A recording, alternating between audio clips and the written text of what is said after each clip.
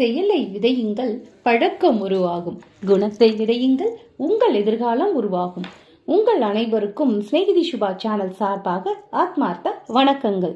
இது உங்கள் தோழி சுபலட்சுமி முத்துக்குமரன். ரொம்ப நாளா சிறுவர்களுக்கான கதைகள் சொல்லாமலே விட்டு போச்சு. அதாவது மார்கழி மாதம், வைகுண்ட ஏகாதேசின்னு வேற வேற நாட்கள் வந்ததுனால அதை பத்தின பதிவுகளே நம்ம சேனல்ல வந்துட்டு இருந்தது. இப்போ மறுபடியும் சிறுவர்களுக்கான கதைகளை பார்க்கலாம். உயர்ந்த உள்ளம், அதுதான் இந்த கதையோட தலைப்பு. கந்தர்வபுரின்ற நாட்டை காந்தன் அப்படிங்கிற அரசர் ஆண்டு வந்தார். அரசர் ரொம்ப நல்லவர் அப்படின்னு பெயர் பெற்று சிறப்பாக மக்களை ஆண்டுட்டு வந்தார். கவிதைகள்னா அரசருக்கு ரொம்ப ரொம்ப பிடிக்கும். அரண்மனையில தினமும் கவியரங்கம் நடக்கும். அற்புதமான கவிதைகள் எழுதுபவர்களை பாராட்டி பரிசு வழங்கி கௌரவிப்பது அரசரோட வழக்கம். அரண்மனையில ஒரு ஆஸ்தான கவிஞர் இருந்தான். அவன் பேரு பசுபதி. அற்புதமான கவிதைகள் எழுதுவதுல அவரை யாராலும் வெல்ல முடியாது. திறமை இருக்கும் இடத்துல சில சமயம் கர்வமும் இருக்கிறது இல்லையா? கொஞ்சம் அவனுக்கு கர்வம் இருந்துச்சு. கவிதைகள் பாடும்போது ஒருவன் அவைகளை விமர்சனம் செய்வான். அந்த விமர்சகன் பெயர் விமலன்.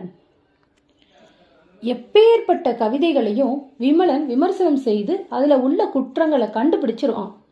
ஆஸ்தான கவிஞனான பசுபதியின் கவிதைகளும் விமலனிடம் இருந்து தப்புறதில்லை. எனவே பசுபதி கவிதை பாடும் முன் பதட்டத்துடன் விமலனை பார்ப்பான். தனக்கு அபார புலமை இருந்தாலும் மனதுக்குள்ள விமலனுக்கு பயப்பட்டான். விமலன் ரொம்ப நல்லவன், யாருக்கும் தீங்கு செய்ய மாட்டான். அதனால அரசர் அவனிடம் அதிக பற்று வைத்திருந்தார். இவர்களது நட்பு பசுபதியின் அமைதியை கெடுத்துச்சு. அவன் மனதில் விமலன் மீது ரொம்ப ஆத்திரம் வந்துச்சு. அன்னைக்கும் வழக்கம் போல அரசவை கூடுச்சு. கவிஞர்கள் பலர் கவிதை பாடி பரிசு பெற வந்திருந்தாங்க.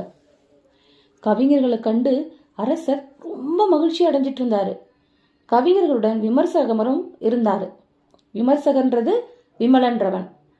கவியரங்கம் ஆரம்பமாகும் நேரம் வந்துச்சு. அரசன் முன் நின்று கவிஞர்கள் ஒவ்வொருவரும் அற்புதமான கவிதைகளை பாடினாங்க. அதை கேட்டு அரசர் ரொம்ப மகிழ்ச்சி அடைஞ்சாரு. பின்னாடி ஆஸ்தான கவிஞன் பாட அழைக்கப்பட்டான். அதுதான் பசுபதி. பசுபதி எழுந்து நின்று கவிதை பாடினான். அதை கேட்டு ரொம்ப மகிழ்ச்சி அடைந்து கைத்தட்டி பாராட்டினாரு அரசர். மற்ற கவிஞர்களும் பசுபதியை பாராட்டி கைத்தட்டி ஆரவாரம் செஞ்சாங்க. விமலன் மட்டும் அப்படியே மௌனமாக இருந்து ஒரு மாதிரி பார்த்துட்டு இருந்தான். பசுபதி இதை கவனிச்சிட்டான். அவன் மனதுல பசுபதி பாடிய கவிதைகளின் வரிகள் ஆழமாக பதிஞ்சிருந்துச்சு. ஒவ்வொரு வரிகளையும் ஒவ்வொரு எழுத்துக்களையும் அவன் ஆராய்ச்சி பண்ணியே பார்த்துட்டு இருந்தான். ஏன்னா அவன் விமர்சகன் இல்லையா? பிறகு எழுந்து அரசருக்கும் சபையோர்களுக்கும் வணக்கம் சொல்லிட்டு தன்னோட விமர்சனத்தை தொடங்கினான். அந்த விமர்சனம் பசுபதிய மேலும் ஆச்சரியப்படுத்துது. ஆச்சரியப்படுத்துதா? இல்ல, ஆத்திரப்படுத்துச்சு. அவன் பற்களை கடித்து ஆத்திரத்தை அடக்கிக்கிட்டான். விமலனின் விமர்சனம் கேட்டு அரசன் அப்படியே திகைச்சு போனான். விமலனால் மட்டுமே இப்படி இவ்வளவு நன்றாக விமர்சனம் செய்ய முடிகிறது என்று எல்லாரும் அப்படியே ஆச்சரியப்பட்டு வியந்து பாராட்டாங்க. பேஷ் பேஷ், உங்கள் விமர்சனம் அற்புதம். கவிதை எழுவதை விட அதை விமர்சனம் செய்வதுதான் சிரமமான காரியம் என்று கூறி பாராட்டினார் அரசர். அன்னைக்கு வீடு திரும்பிய பசுபதியால நிம்மதியா இருக்கவே முடியல. விமலனை எப்படி பழி வாங்குவதுன்ற சிந்தனை தான் அவனோட மனதுல ஓடிக்கிட்டே இருந்துச்சு. இவனை விட்டு வச்சா தன் ஆஸ்தான கவிஞர் பதவிக்கு ஆபத்து வந்துடும் அப்படின்னு பயந்தான் பசுபதி. அவனால இரவுல தூங்க முடியல. கண்களை மூடினாலே விமலின் முகம்தான் தெரிஞ்சது. எப்படியாவது அவனை ஒழித்து கட்டணும் அப்படின்னு முடிவு செஞ்சான். தன் கவிதையை பாராட்டாமல் அவன் விமர்சனத்தை பாராட்டுகிறாரே அரசர் என்று நினைத்த போது அவனுக்கு அரசர் மேலேயும் கோபம் வந்துச்சு. அன்னைக்கு ராஜசபை மறுபடியும் கூடுச்சு. அரசர் மகிழ்ச்சிகரமான அறிக்கை ஒன்றை வெளியிட்டார். தன் பிறந்த நாள் அன்று கவிதை போட்டி ஒன்று நடைபெறுகிறது.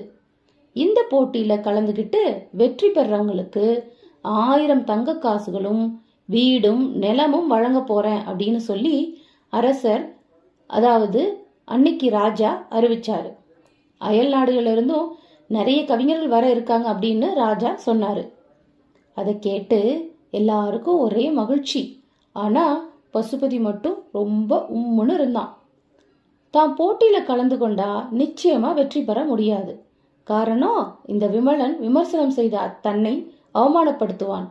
தோல்வி அடைந்தால் தன் ஆஸ்தான கவிஞர் பதவி போய்விடும். இப்படி பலவிதமான சிந்தனையில அவனோட உடம்பு அப்படி வேர்த்து போயிடுச்சு. அரசனின் பிறந்த நாள் வந்துருச்சு. நாடே விழாக்கோலம் பூண்டது. மக்கள் எல்லாரும் புத்தாடை அணிந்து மகிழ்ச்சியா இருந்தாங்க. போட்டியில கலந்து கொள்ள வேண்டுமா வேண்டாமான்னு முடிவெடுக்க முடியாம தவிர்த்துக்கிட்டு இருந்தான் பசுபதி. வர்றது வரட்டும் அப்படின்னு சொல்லி போட்டியில கலந்து கொள்ள முடிவு செஞ்சான். கவியரங்கம் ஆரம்பமாச்சு. அரசர் சிம்மாசனத்துல அமர்ந்து விட்டு கவிஞர்களை வாழ்த்தினாரு. பின்னாடி கவிதை போட்டி ஆரம்பிக்கலாமே அப்படின்னு சொன்னாரு. பல கவிஞர்களும் தங்களோட கவிதைகளை அழகா பாடினாங்க. அதை கேட்டு அரசர் மகிழ்ச்சி அடைந்தார். அனைத்தையும் கவனித்துக் கொண்டு மௌனமாக இருந்தான் விமலன். அடுத்தபடியாக ஆஸ்தான கவிஞன் பசுபதி கவிதை பாடுவார் அப்படிங்கிற அறிவிப்பு வந்தபோது விமலன் சிரித்தான். அதை கவனித்த பசுபதிக்கு ரொம்ப கோபம் வந்துடுச்சு. ஆனா கோபத்தை வெளியே காட்டிக் கொள்ளாமல் இருந்தான். பசுபதி எழுந்து அரசனை வணங்கிவிட்டு கவிதை பாடத் தொடங்கினார். அரசர் உட்பட அனைவரும் பசுபதியை பாராட்டினர். விமலன் அந்த கவிதையை அக்கு வேறு ஆணி வேறாக பிரித்து விமர்சனம் செய்து அனைவரையும் வியக்க வைத்தான்.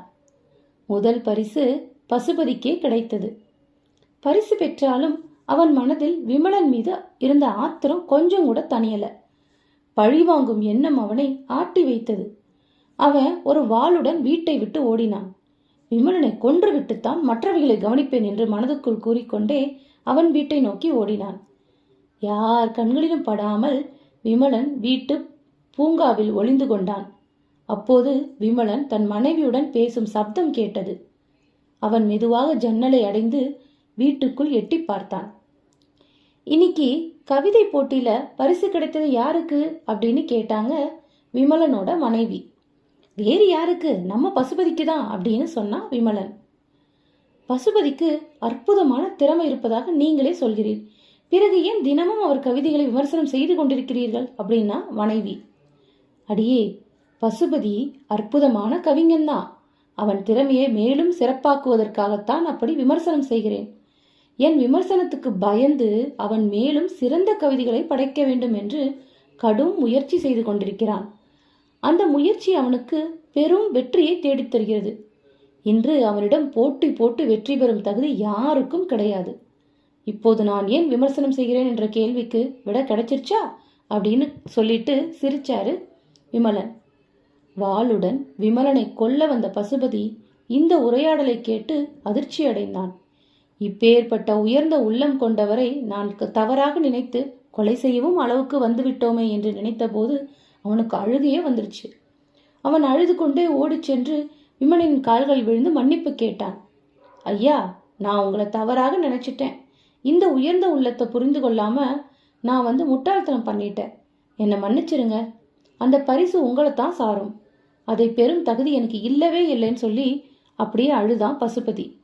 விமலனும் புன்முறுவல் பூத்துக்கிட்டே, இதெல்லாம் நம்மளோட தொழில் தர்மம். அதாவது அந்தந்த வேலையை நம்ம ஒழுங்கா பார்த்தோம்னா அடுத்த தொழிலை செய்யறவங்களுக்கு அது இன்னும் சிறப்பை கூட்டும் அப்படின்னு சொல்லி இன்னும் சிறப்பா நீ கவிதை எழுதணும்னு சொல்லி பசுபதிக்கு ஆசீர்வாதம் செஞ்சான். பசுபதியோட செய்கையும் தொழிலும் இனிதே தொடர்ந்தது. அதே மாதிரி விமலனோட விமர்சனமும் தொடர்ந்தது. இதனால அந்த நாட்டு ராஜாவும் ரொம்ப மகிழ்ச்சியா நிறைய கவிதைகள் கேட்டு சந்தோஷமா மக்களை ஆட்சி செஞ்சாரு. இந்த கதை உங்களுக்கு ரொம்ப பிடிச்சிருக்கும்னு நம்புறோம்.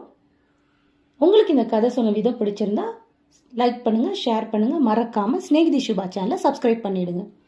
இத்துடன் உங்களிடம் விடைபெறுவது உங்கள் தோழி சுபலட்சுமி முத்துக்குமரன்.